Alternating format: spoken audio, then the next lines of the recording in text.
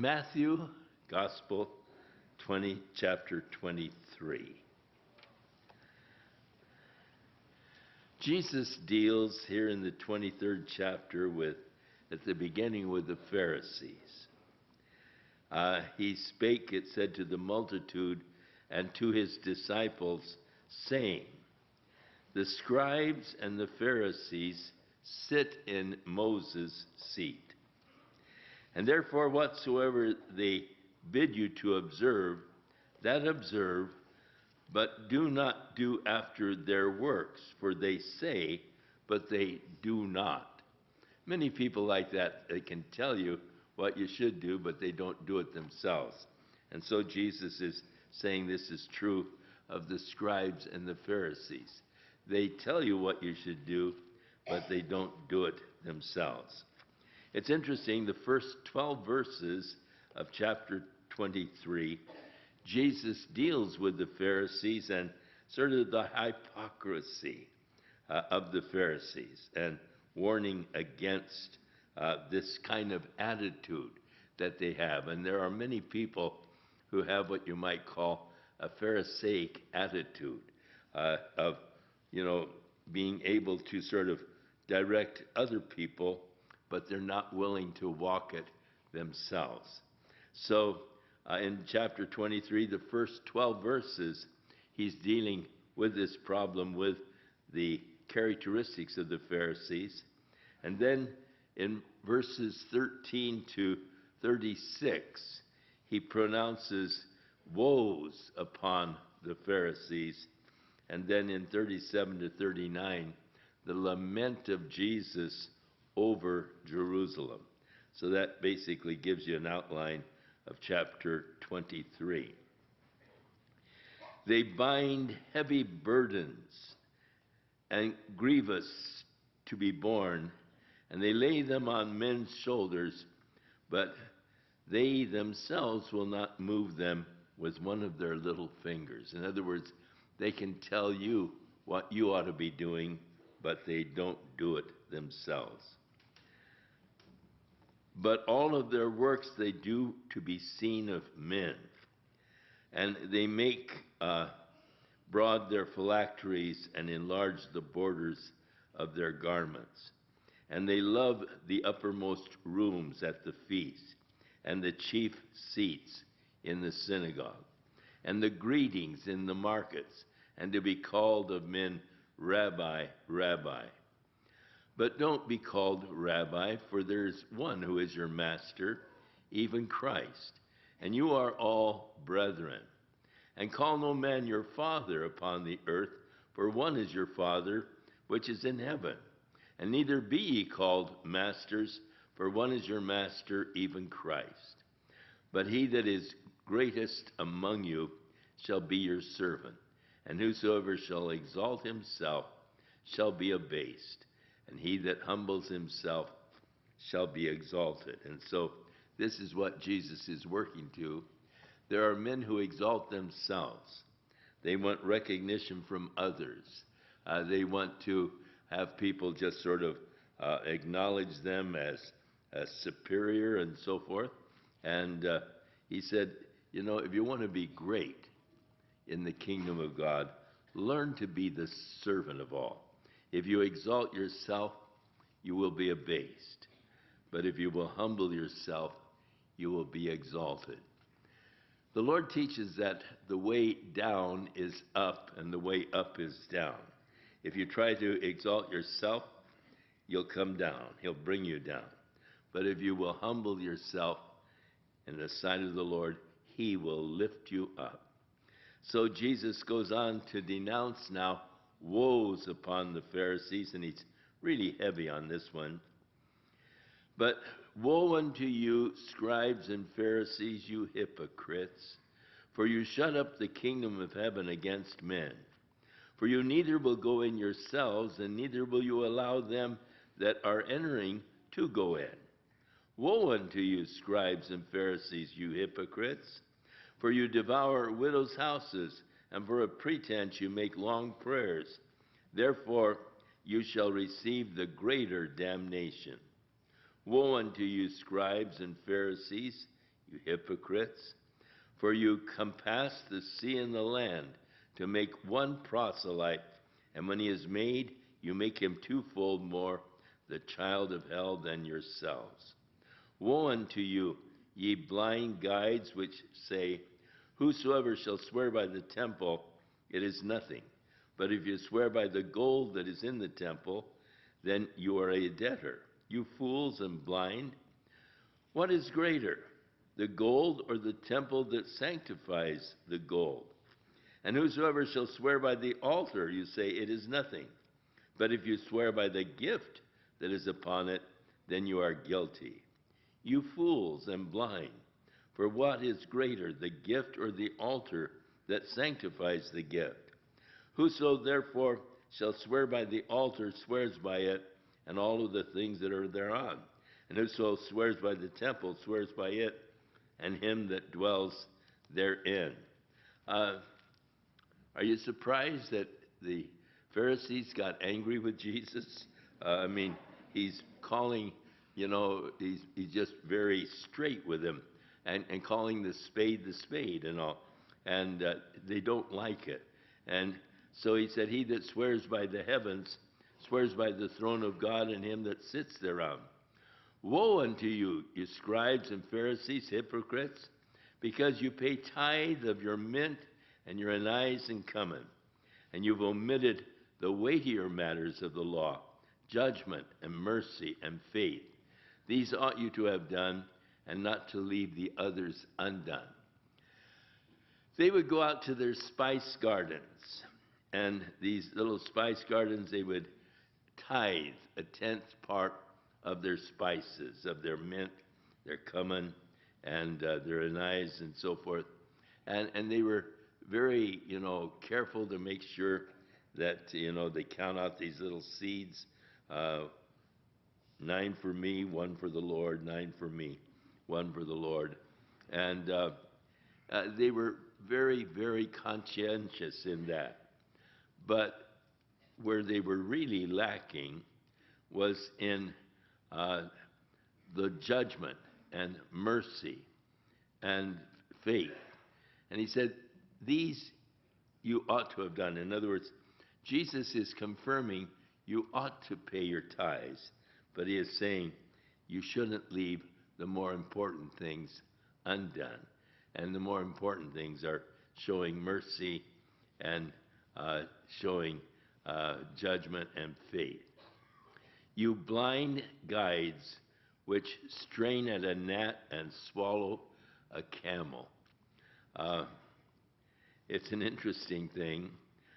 They say that the Pharisees, when they are, say out walking or running or jogging, and should a gnat get in their mouth, that you would see them standing there sticking their fingers down their throat to try to throw up, because the gnat has not been bled, and you're not supposed to eat anything that hasn't been thoroughly bled.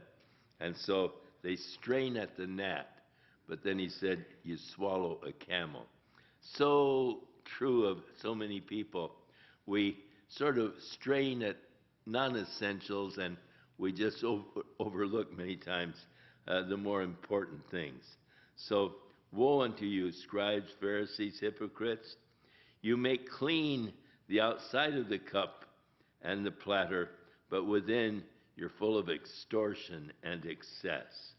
You blind Pharisee, cleanse that which is within the cup and the platter, that the outside of them might be clean also. Woe unto you, scribes, Pharisees, hypocrites!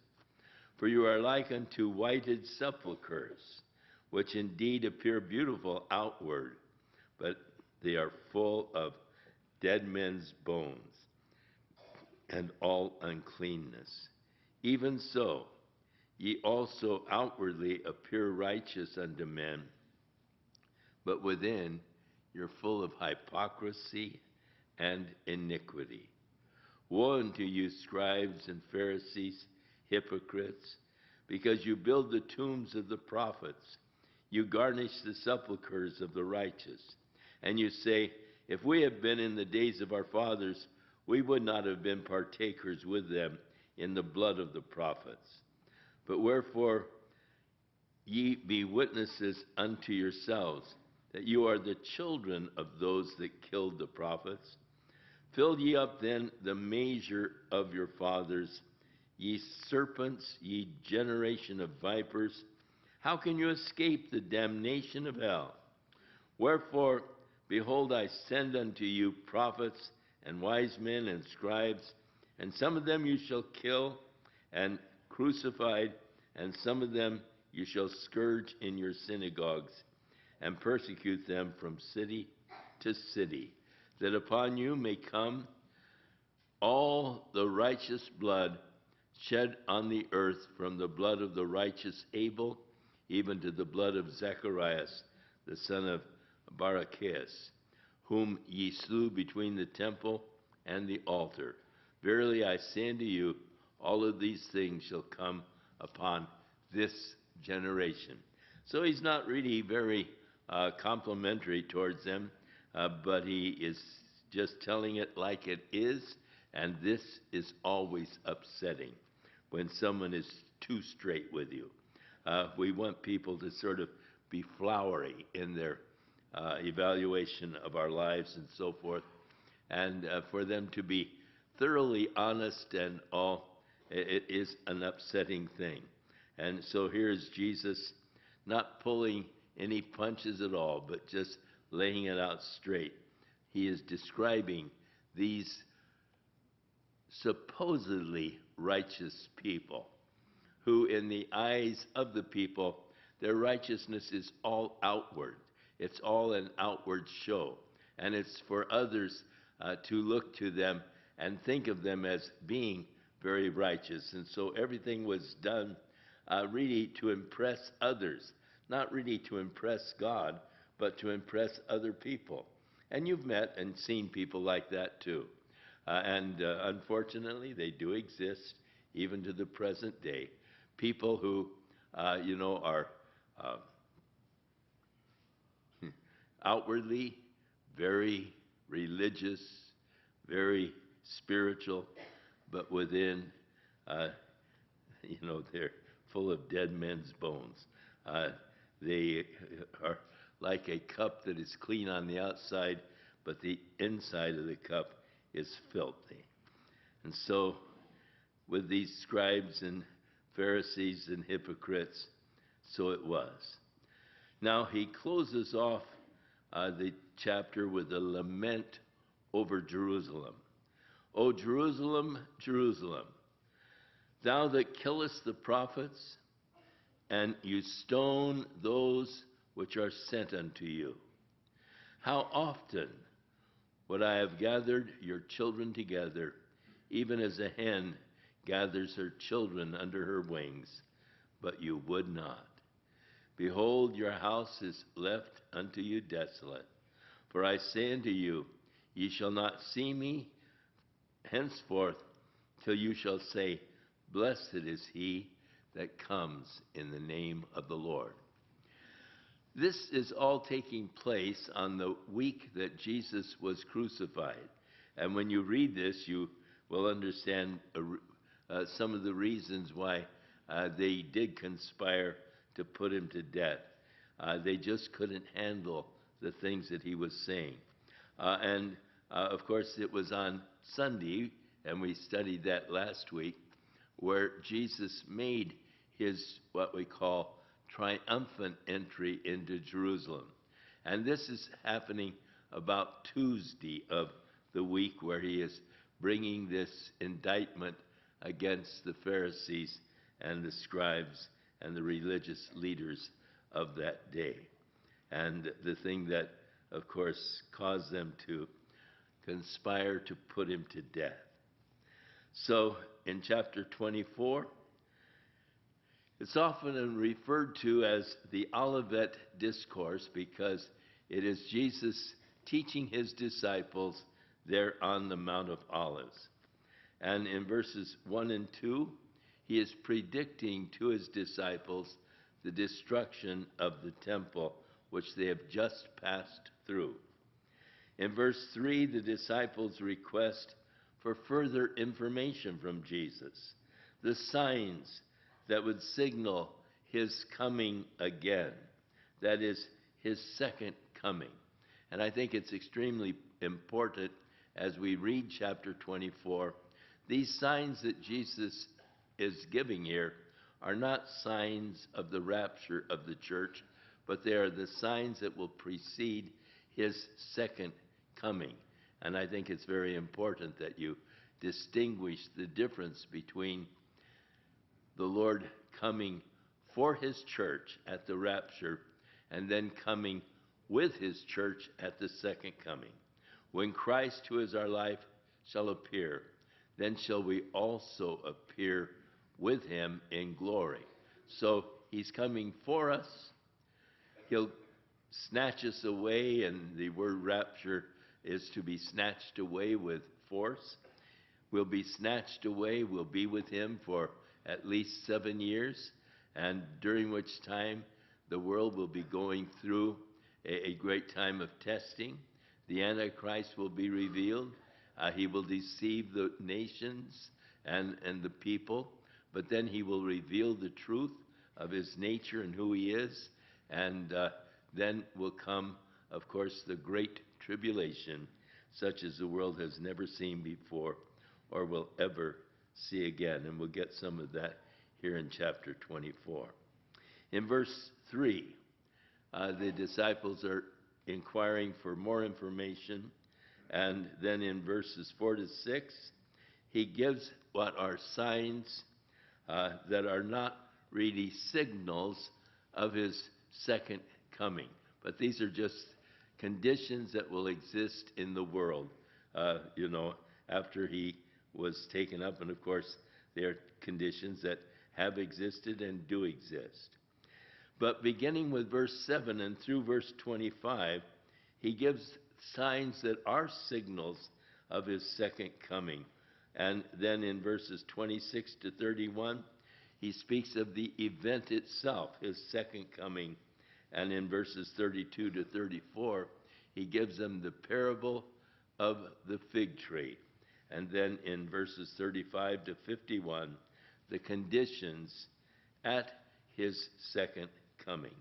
So as we go through chapter 24, Jesus went out and departed from the temple, and the disciples came to him to show him the buildings of the temple. This is the temple that was built by Herod the king. It was a temple that took years to complete.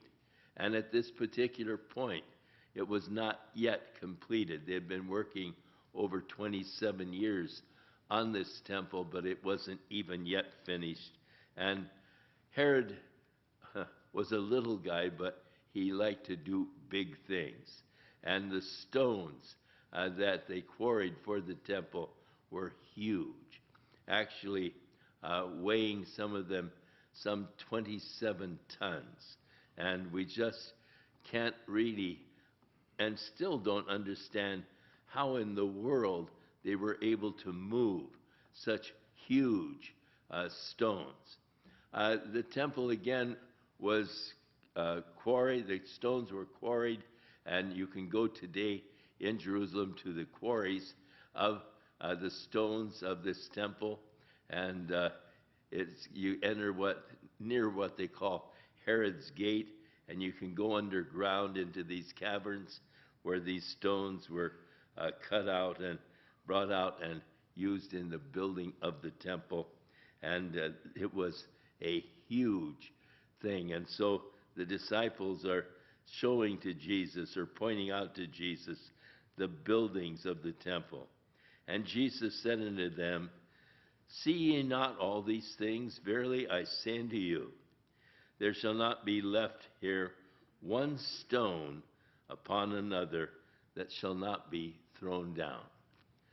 Now you can perhaps imagine the disciples when Jesus made such a statement like this. Here are these huge stones that Herod used in the building of the temple, And Jesus is saying, not one of these stones is going to be left standing upon another. Amazing. But in 70 AD, when the Jews rebelled against Rome and the Roman troops came under the leadership of General Titus to put down the rebellion, the Jews were holding out in Jerusalem against the Romans. And when the Romans finally made the breach and invaded the city, the Jews that were there actually sought refuge in the temple. It was their last holdout because of the huge stones and so forth. It was a ideal kind of a place to sort of defend themselves from the Roman troops. And so as they were besieging the temple, one of the Roman soldiers shot a flaming arrow at the temple, which caught the temple on fire, and many of the Jews were cremated within the temple as it burned. But as it burned, the gold in the ceiling melted and came down into the cracks of the temple because Herod built the temple like Solomon's without any mortar. And the stones were so perfectly hewn out that they just interlocked and fit on each other and no need of mortar. But that meant that the gold actually came down and melted and went between the stones all the way down. So the Romans dismantled the temple, one stone after another, in order to get the gold that had melted and come down between the cracks. And they also pushed the stones over the wall of the Temple Mount, and they crashed into the Tropian Valley and down below. And today, if you go to Jerusalem, if you will go there to the Western Wall, where the Jews go to pray, you find that you are in the Tropian Valley there, and actually you're though quite a bit above what was the original bottom of the Tropian Valley. You're maybe well, if you go into the inside, just the wall there, on that western wall, if you'll follow it just inside the wall, they have places where you can look down and it's about 60 feet below. And what you are standing on is rubble, the rubble from the temple of Herod that was built. And down towards the corner there of the wall, where it turns and goes toward the Al-Aqsa Mosque, there at the corner, you actually can see some of these stones. You can see the pavement stones of the original road there in the Tropian Valley. And you can see these stones that were tossed over the wall. Well, they weren't tossed over, they were shoved over or pushed over, or of course they used all kinds of devices to move these huge stones. And you can see where they crashed onto this road at the Tropian Valley, and how that it just sort of splintered these huge blocks of stones that made up the road in the Tropian Valley. And it is an interesting thing. If you get a chance to go to Jerusalem, then I encourage you to go over and take a look at that, and that gives you a little bit of a background of what you're looking at when you see the stones that were the road in the Tropian Valley, and you see these great stones as they have excavated them and have left many of them just in place as they were when they were shoved over the wall by the Roman troops. And so if you don't get a chance to go now, in the millennium, take a look at that. You'll enjoy it. It's going to be an interesting sight. It is a very interesting sight. So, Jesus is making a prediction here that came to pass completely. By the time of Josephus, the historian, he said that at that time, of course, the temple had been destroyed, and he said there is no evidence of where the temple stood. And so even to the present day, no real evidence of where the temple stood. That is, not one stone was left standing on another. An amazing prediction of Jesus that was literally fulfilled. Now, as he sat there on the Mount of Olives, and that's why it's called the Olivet Discourse, his disciples came unto him privately, and they said, Lord, tell us, and notice what they're asking now. When shall these things be? That is, the destruction of Jerusalem and of the temple. And what will be the sign of your coming and of the end of the world? So they're actually asking for signs of three different things. What will be the sign of your coming, the end of the world, and when these things shall be? So as Jesus begins his Olivet Discourse, he seeks to answer their questions of the signs that they should look for that would indicate the destruction of Jerusalem, the signs that they should look for that would indicate his coming again, not the rapture, but the coming again to establish his kingdom, and the end of this age.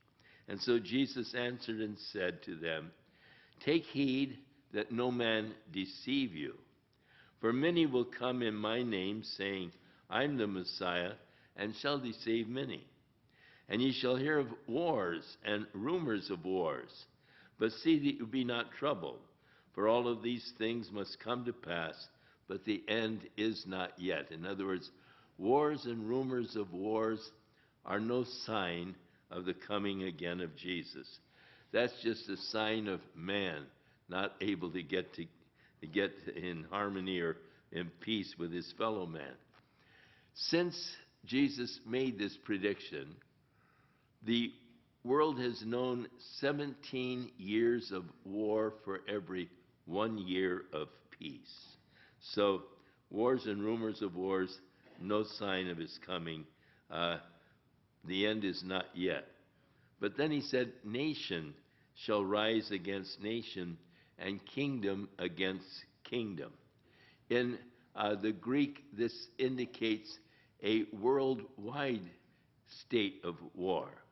And though man has had wars from the time that Jesus was ascended into heaven to the present day, we've only had 2 world wars, nation against nation and kingdom against kingdom.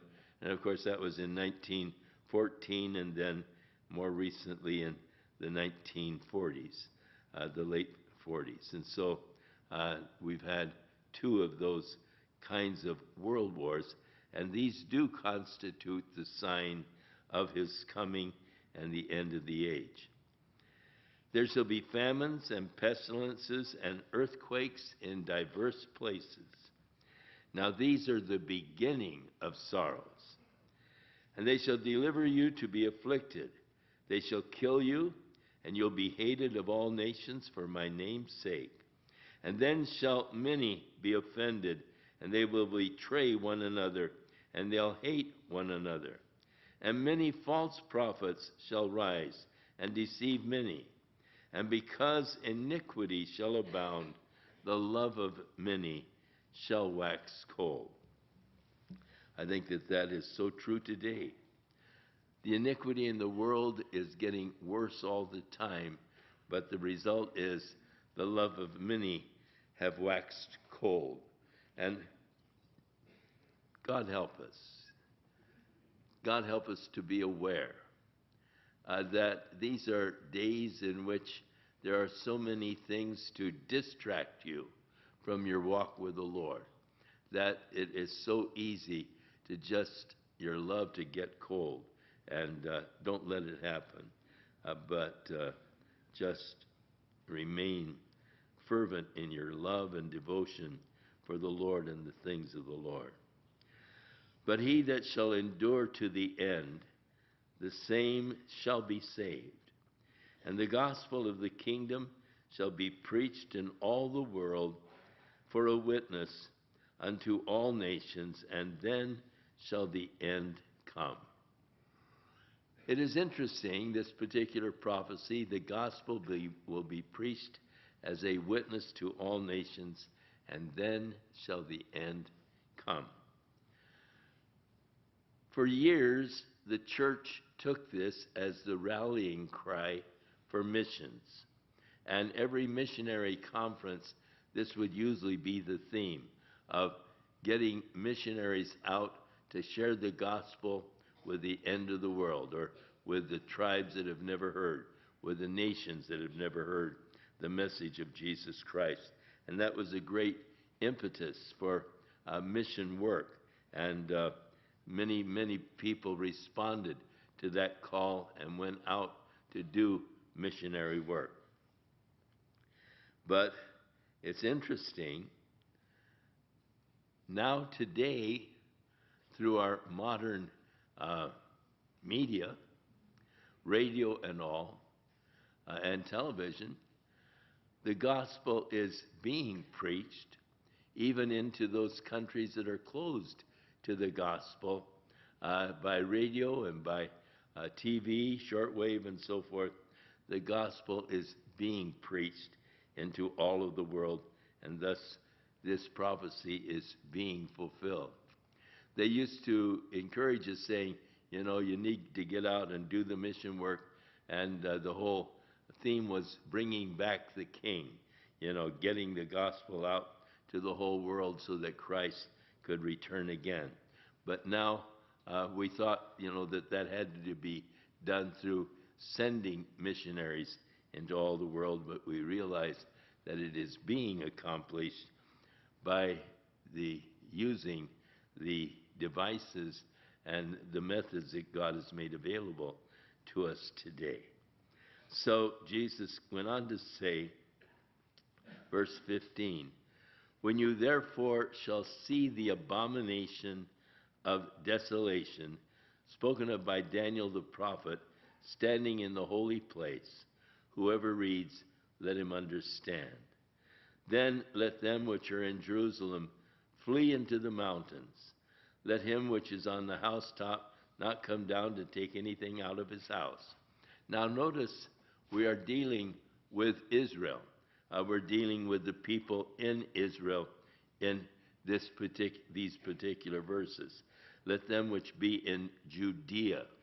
And so it would be the Jews there in Jerusalem. But what is this abomination of desolation that was spoken of by Daniel the prophet? Daniel tells us that when the Antichrist comes, that the Jews will be deceived by him. He is going to give them permission and help to rebuild their temple. Right now, the Jews are extremely anxious to rebuild their temple. They have in Jerusalem what they call the Temple Institute. And the whole purpose and desire is to rebuild the temple. Rabbi Richmond is in charge of this Jerusalem Institute, and they are making the instruments for sacrifices, the instruments that will be used in the new temple. According to Rabbi Richmond, they have actually already begun to quarry the stones for the new temple, and that they are ready to build it and can build it in a hurry once the doors are open for them to do so, which he believes will be very soon. But the Bible tells us that the Antichrist will actually enable them and help them. Now, it's an interesting thing. in talking with the Jews and talking about, these end times and so forth, uh, they, well, these Jews that I was talking to, they said, we don't believe that Christ was the Messiah because he claimed to be the Son of God. And we don't believe that the Messiah will be the Son of God. We believe the Messiah will be a man. And thus we reject Jesus as being the Messiah because of his claim to be the Son of God. I said, if the Messiah is a man, then how are you going to know that he is your Messiah? And their answer to me was, he will lead us in the rebuilding of our temple. And I said, ay, ay, ay. You guys are, you're just ripe for the Antichrist because he's going to help you rebuild your temple. And, they said, we will acclaim him as our Messiah. And so it looks like they are really set up by the enemy to receive the Antichrist as their Messiah. And of course, the abomination of desolation, we do read that after 3.5 years, when the temple has been rebuilt and they start again the sacrifices and the worship within the temple there in Jerusalem, that the Antichrist is going to come to Jerusalem. He's going to come to the rebuilt temple. He's going to stand in the Holy of Holies. He's going to stop the daily sacrifices. He's going to declare that he is God and demand to be worshipped as God. And Daniel calls this the abomination that causes the desolation. This is the final insult of man to God as he is there declaring that he is God and demands to be worshipped as God and stops the sacrifices and all. That is the abomination of desolation that causes the desolation, or the great tribulation period. Then is when the wrath of God is going to be poured out on this world, such as the world has never seen or experienced before. So those are the things that are coming for this world. You don't want to be here when that happens. And by the grace of God, you don't have to be here. For the Lord himself shall come, and we who are, alive at that time will be caught up to meet the Lord in the air, and so shall we ever be with the Lord. And as he said, pray ye always. You'll be accounted worthy to escape these things that are going to come upon the earth, and that you might be standing before the Son of Man. And that is my prayer. Lord, I want to be accounted worthy to escape the great tribulation that is coming upon the earth. I don't want to be here when that happens. I want to be standing, Lord, before you there in the heavenly scene. So he is saying, when you see this abomination of desolation spoken of by Daniel the prophet, and it's standing in the holy place, that is, the image of the Antichrist is set up now in the Holy of Holies within the new temple. Whosoever reads, let him understand. Then let those that are in Judea flee into the mountains, and let him which is on the housetop not come down to take anything out of his house, neither let him which is in the field return back to take his clothes. And woe to those that are with child, and to those that are nursing in those days. But pray ye that your flight may not be in winter, and neither on the Sabbath day. Again, it's Jewish in its background, and these are to the Jews that are still there. They will flee to the wilderness. According to Isaiah chapter 16, they will flee to the rock city of Petra, where the Lord has prepared a place for them that they might be preserved there during the great tribulation period. And the Antichrist will send out an army to destroy them, but the earth will open up and swallow the army that is sent out by the Antichrist. And the Bible has many things to say about this particular time that is coming in the future for the Jews. This, again, as I said, is not the church. This is not the Christians.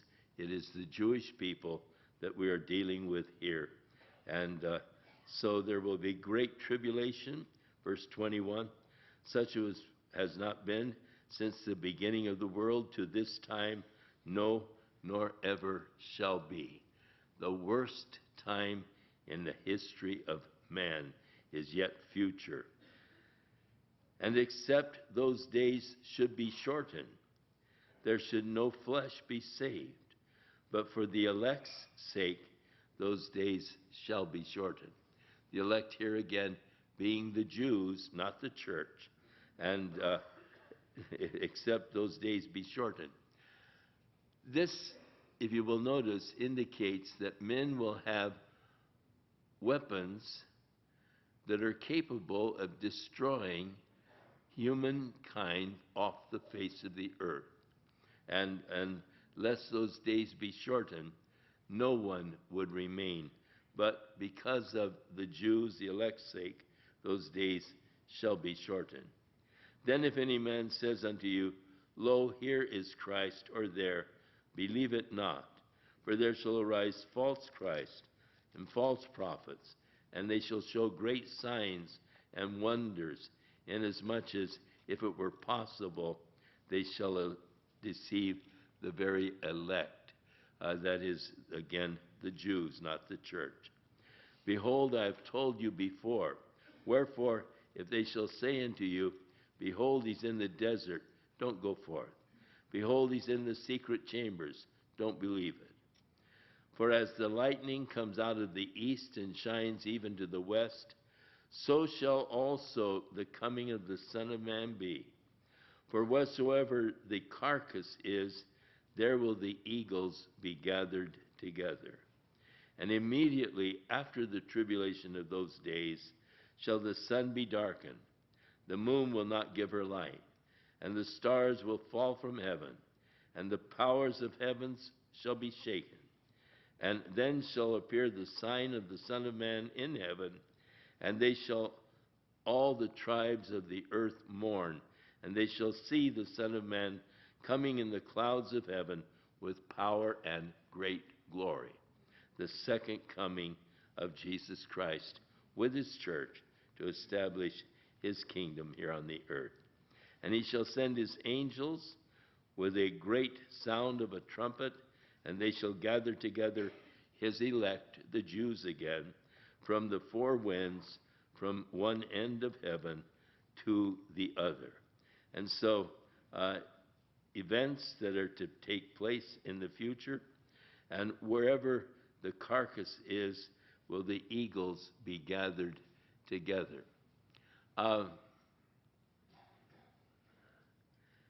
There is a dispute among the theologians as to just what this particular passage is referring to. The carcass is usually a dead body, and the eagles be gathered together, and they translate that particular Greek word aetos, as vultures. And they say that it is a reference to the battle that will come, and all of these carcasses that will be there, and the vultures gathered together to eat them. And so immediately after the tribulation of those days, the sun will be darkened, the moon will not give her light, and of course if the sun is darkened, the moon can't give her light, and the stars shall fall from heaven, and the powers of heaven be shaken. And then shall appear the sign of the Son of Man in heaven, the glorious return of Jesus Christ with his church to establish his kingdom. Now, it does seem that we have just sort of a change of thought here in the mind of Jesus, because he introduces this next portion by saying, "Now learn a parable of the fig tree. When the branch is yet tender, and it puts forth its leaves, you know that summer is nigh." The fig tree is used in the Bible as a symbol of the nation of Israel in the Old Testament. There are a couple of places where, in Jeremiah and so forth, where it talks about the fig tree, and it's obviously talking about the nation of Israel. So the parable of the fig tree in the Jewish mind would remind them of the nation of Israel itself. When its branch is yet tender and it puts forth its leaves, you know that summer is getting close. So likewise, when you shall see all these things, know that it is near, even at the doors. That is, the coming again of Jesus Christ to establish the kingdom of God here on the earth. Verily I say unto you, this generation shall not pass till all of these things be fulfilled. An interesting question, what generation shall not pass? And there are different interpretations to this particular passage by the scholars. There are those that say the generation that sees, these things shall not pass till all of these things be fulfilled. And in a way that could refer to this generation who has seen the budding of the fig tree and it's putting forth its leaves. The nation of Israel is now 60 years old, and this generation is about to pass. I'm part of that generation that saw the rebirth of the nation of Israel, and I'm about to pass. And so it could be that it isn't referring to the generation that saw the rebirth of Israel. The generation could refer to the nation of Israel, and this is probably more accurate. The Jews will not pass away. The generia, or the Jews, will remain until this is all fulfilled. And if that be so, it's still an indefinite time in the future. Verily I say unto you, this generation won't pass till all of these things be fulfilled. Heaven and earth, they'll pass away, but Jesus said, my words shall not pass away. But, and of course this is important, of that day and hour knoweth no man. No, not the angels of heaven, but my Father only. So, day and hour, we don't know. All we know is that at this point, Jesus begins to give parables and analogies, that the whole thrust of them is the important thing for you is you don't know when it's going to be happening. So be ready. Watch ye therefore and be ready, because you don't know the time or the day or the hour when the Lord is coming. But the Lord goes on to say, but as the days of Noah were, so shall also the Son of Man be. For in the days of Noah, before the flood, they were eating and drinking, marrying and giving in marriage, until the day that Noah entered into the ark. And they knew not until the flood came and took them all away. And so shall the coming of the Son of Man be. Then two will be in the field, one taken, the other left. Two women shall be grinding at the mill, one shall be taken, the other left. Watch therefore, for you know not what hour your Lord doth come. So as I said, the idea and the thrust from here on in is to be watching and to be ready, because you just don't know when the Lord is going to come. Interesting, two shall be in the field, one taken, the other left. Two women grinding at the mill, one taken, the other left. And so if the good man of the house had known what watch the thief would have come, he would have been watching and would not have allowed his house to be broken up. Therefore, this is the key again, be ready, for in such an hour as you think not, the Son of Man is coming. This is interesting in that it does indicate, that the Bible does assume that the world is round, and that two women out in the field, that would be during the day, and one taken, the other left. Two women grinding at the mill, that would be first thing in the morning. The women would go to the mill to grind their wheat for the day. And then, of course, he talks about the good man of the house knowing what hour, and that would be the night when the thief would have come.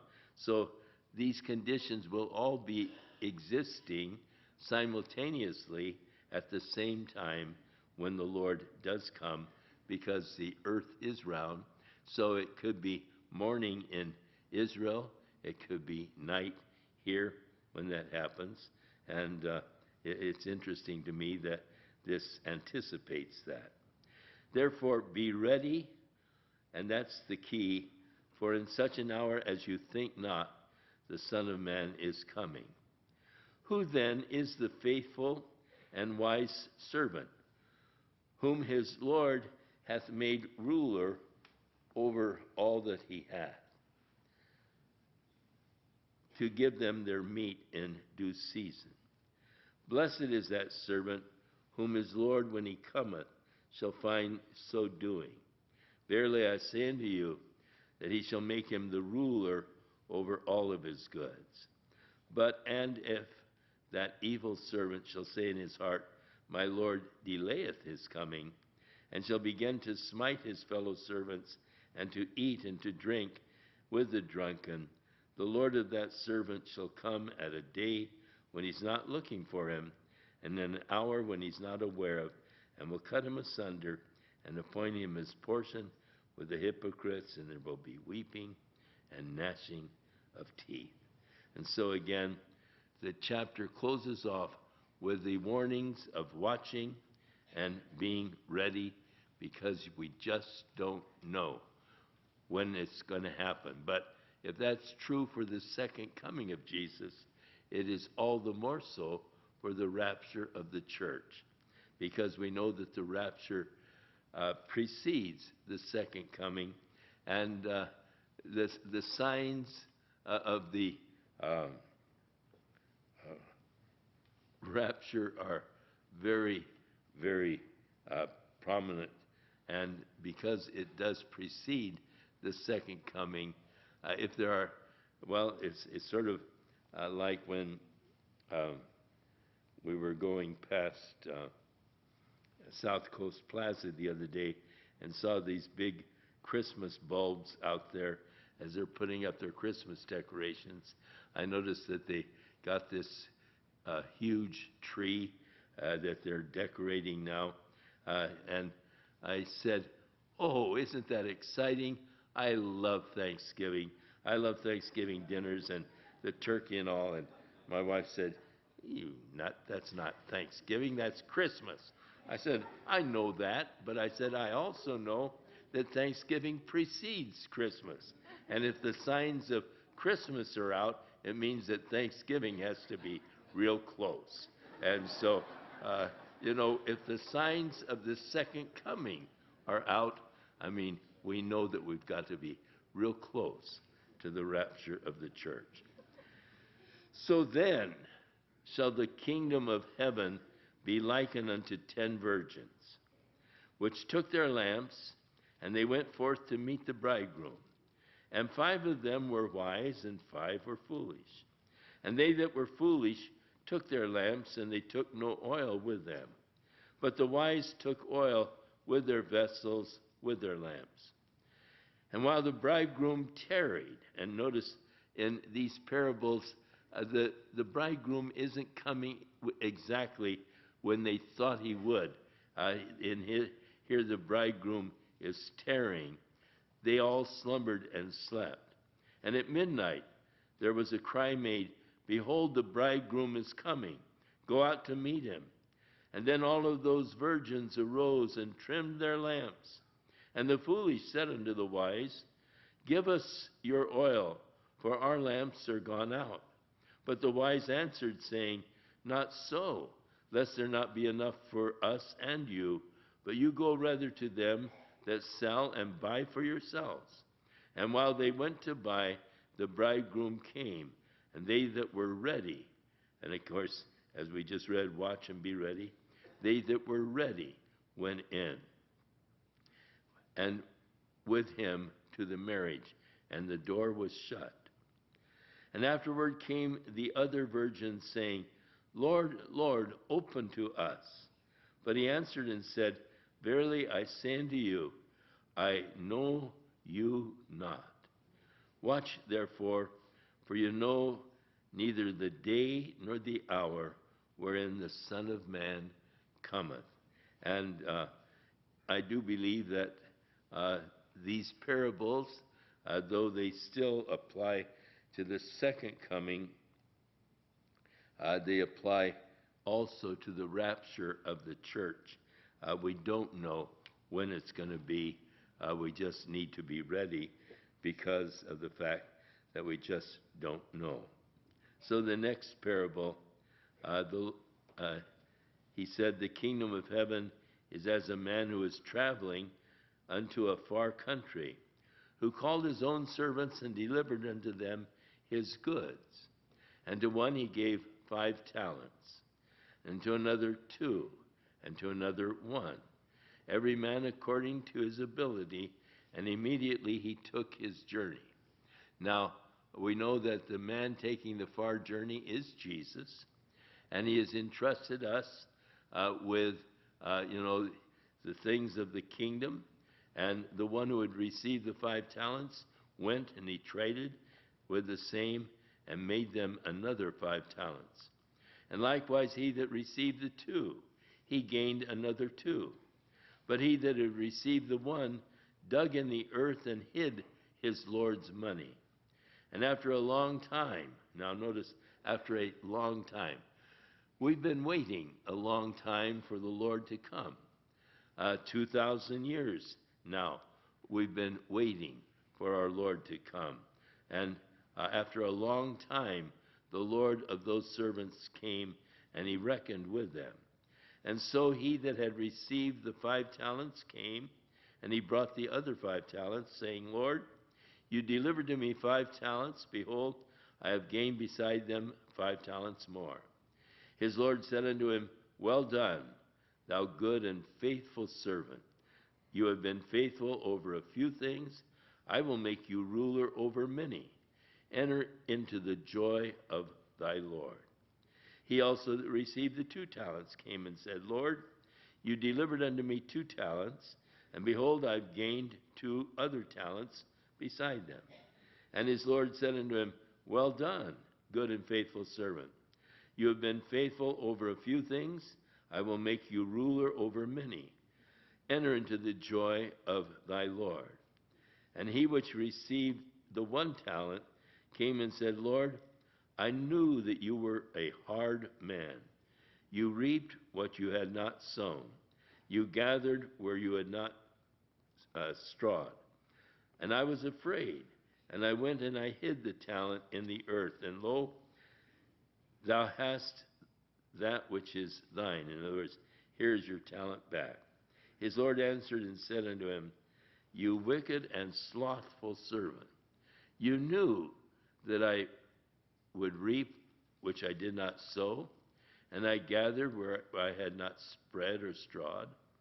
And you ought therefore to have put my money at least to the exchangers, that when I came I could have received my own with interest. Take therefore the talent from him, give it to him which has the 10 talents. For unto every one that hath shall be given, and he that shall have, that he might have abundance. But him that hath not will be taken away even that which he has. And cast ye the unprofitable servant into outer darkness. There shall be weeping and gnashing of teeth. The importance of using that which the Lord has given to us in order to bring fruit to our Lord. And it, I think, speaks for itself. So important that we are careful with what the Lord has given, not to try and hide it, but to try to multiply it, that we might give him back more than he entrusted to us. So when the Son of Man shall come in his glory, and all of the holy angels with him, then shall he sit upon the throne of his glory. And before him will be gathered all of the nations, and he shall separate them one from another, as a shepherd divides his sheep from the goats. And he will set the sheep on his right hand, the goats on the left. And then shall the king say unto them on his right hand, Come, ye blessed of my Father, inherit the kingdom that was prepared for you from the foundation of the world. For I was hungry, you gave me meat. I was thirsty, you gave me a drink. I was a stranger, you took me in. I was naked, and you clothed me. I was sick, and you visited me. I was in prison, and you came unto me. And then shall the righteous answer him, saying, Lord, when did we see you hungry and fed thee, or thirsty and gave you a drink? And when did we see you as a stranger and took you in, or naked and clothed thee? Or when did we see you sick and in prison and came unto you? And the king shall answer and say unto them, Verily I say unto you, inasmuch as you have done it unto one of the least of these my brethren, ye have done it unto me. And then shall he say also unto them on the left hand, Depart from me, ye cursed, into everlasting fire that was prepared for the devil and his angels. For I was hungry, and you gave me no meat. I was thirsty, you did not give me anything to drink. I was a stranger, you did not take me in. I was naked, and you did not clothe me. Sick and in prison, you didn't visit me. Then shall they also answer him, saying, Lord, when did we see you hungry or thirsty or a stranger or naked or sick or in prison, and did not minister unto you? Then shall he answer them, saying, Verily I say unto you, inasmuch as you did it not unto the least of these, you did it not to me. And these shall go away into everlasting punishment, but the righteous into life eternal. Again, the importance of ministering to those that are in need. And you may not recognize them. Lord, when did we see you? But again, he said, when you do it unto the least of these, my brethren, you're doing it unto me. So our care and concern for those in need around us, the Lord is interested in our doing that. And so the day's coming. The day of judgment is coming. The Lord is coming again. And then he's going to gather us together for this judgment when he returns. Now, the interesting thing, when the Lord comes and to judge the earth, it seems like the first order of business when Jesus comes again will be that of judging. And it probably will consume about 60 days of time as it will be determined, those that are here on the earth, which will be allowed to go in to what we call the kingdom age, and those that will be cut off at that particular time. And Daniel seems to indicate that there will be a 60-day period of time in which this judgment will be taking place. And of course, if you are not taken up in the rapture and you're left here on earth and the judgment comes, you will be one of those who will have to stand in judgment. And then if you make it through that, at least you'll be into the kingdom age. But it's a bad way to go. The best way is to just be walking, and as he said, be watching and be ready, because you don't know just when the Lord is going to come. Father, we thank you for the glorious hope that we have.